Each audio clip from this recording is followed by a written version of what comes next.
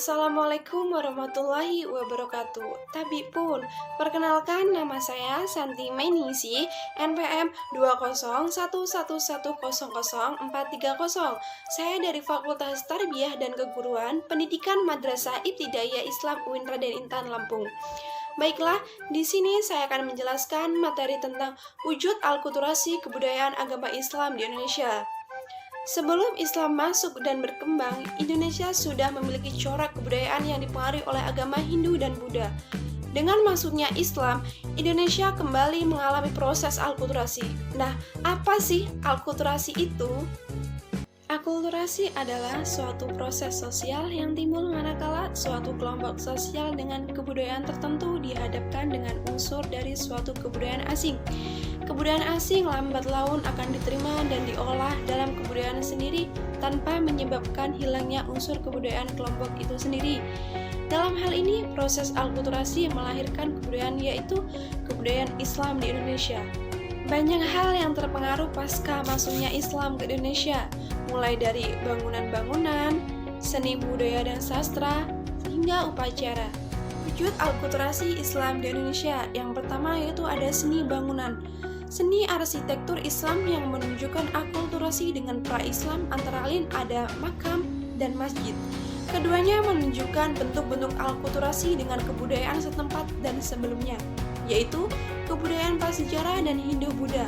Bentuk seni arsitektur antara lain seperti keraton, benteng, dan pemandian sejauh ini tidak banyak menunjukkan alkulturasi dengan seni arsitektur budaya setempat. Yang kedua adalah seni budaya.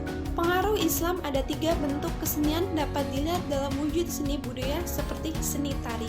Terdapat seni tari di Indonesia yang mendapat pengaruh dari Islam. Yang pertama ada tari debus, tari saudati, dan tari zapin.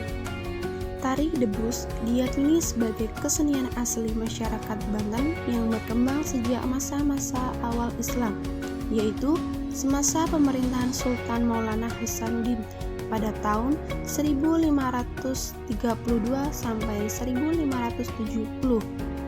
Debus menjadi salah satu sarana penyebaran agama Islam. Pertunjukan debus ini diawali dengan nyanyian atau pembacaan ayat-ayat tertentu dalam Al-Quran serta salam sholawat kepada Nabi Muhammad. Dewasa ini debus sebagai seni bela diri banyak dipertontonkan untuk acara kebudayaan ataupun upacara adat. Yang kedua adalah tari saudati yang berasal dari Provinsi Aceh. Tari ini adalah contoh pengaruh Islam dalam bidang seni di mana saudati sendiri berasal dari kata syahadat yang berarti saksi atau bersaksi atau utusan Allah. Dalam tari saudati, para penari menyanyikan lagu tertentu yang isinya berupa sholawat terhadap Nabi. Dan yang ketiga adalah tari zapin. Tari zapin adalah contoh tari lainnya yang mendapat pengaruh Islam, tepatnya dari Arab, Persia, dan India sejak abad ke-13. Tarian tradisional ini bersifat edukatif dan menghibur, digunakan sebagai. Dan yang ketiga adalah seni sastra. Seni sastra yang berkembang pada awal periode Islam adalah seni sastra yang berasal dari perpaduan sastra pengaruh Hindu-Buddha dan sastra Islam. Wujud akulturasi dalam sastra tersebut terlihat dalam tulisan atau aksara yang dipergunakan, yaitu menggunakan huruf Arab Melayu atau Arab Gundul. Dan isi ceritanya juga ada mengambil hasil sastra yang berkembang pada zaman Hindu. Bentuk-bentuk karya sastra tersebut diantaranya: yang pertama, hikayat. Hikayat merupakan kisah perseorangan yang diangkat dari tokoh-tokoh terkenal yang hidup pada masa itu, seperti hikayat Hang Tuah, hikayat Panji Semirang, hikayat Bayan Budiman, dan lainnya. Yang kedua adalah babat. Babat merupakan suatu karya sastra yang hidup dalam masyarakat tradisional dan lingkungan kebudayaan Jawa. Babat termasuk dalam jenis historiografi tradisional dengan ciri utama bercampurnya unsur sejarah dan dongeng. Sebagai contoh dari babat antara lain babat Tanah Jawi, babat di Ponorogo, dan babat Cirebon. Dan yang terakhir adalah suluk. Suluk merupakan kitab-kitab yang berisi ajaran tasawuf.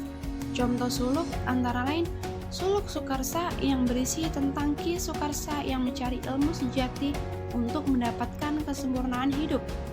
Suluk Bujil berisi tentang kumpulan nasihat Sunang Bonang kepada Bujil. Yang keempat adalah sistem kalender. Sistem kalender juga mengalami perubahan dengan masuknya Islam di Indonesia. Pada masa Hindu-Buddha digunakan sistem kalender dengan tahun Saka. Pada masa Islam digunakan sistem kalender atau penanggalan baru dengan sistem Hijriah. Yang terakhir adalah tradisi dan upacara. Tradisi dan upacara merupakan perpaduan antara unsur-unsur lokal Hindu, Buddha, dan Islam yang mengalami proses. Tradisi ziarah. Tradisi ziarah adalah kebiasaan masyarakat Islam untuk mengunjungi tempat-tempat keramat berupa makam raja atau orang-orang penting pada hari-hari tertentu yang dimakamkan di halaman masjid atau tempat lainnya. Yang kedua adalah upacara.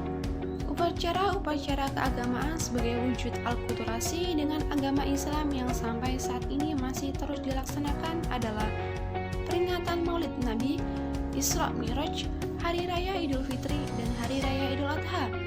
Upacara Grebek Maulid di beberapa daerah biasanya disertai dengan membersihkan benda-benda keramat seperti keris, tombak, atau benda lainnya.